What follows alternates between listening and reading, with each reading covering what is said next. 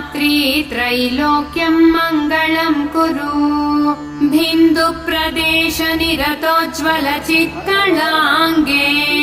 इन्दुप्रभामधुरसोल्लसतन्तरङ्गे श्रेयो निरामय जयप्रिय शान्तशीले श्रीज्येष्ठशैलनिलये तव सुप्रभातम्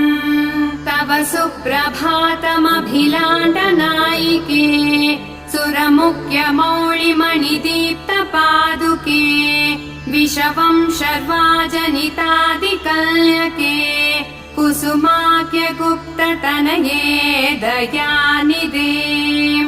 सर्वात्मिते भुवनमोहिनि योगमाये अद्यात्वमेव सकलागमवेदवेद्या चैतन्यरूप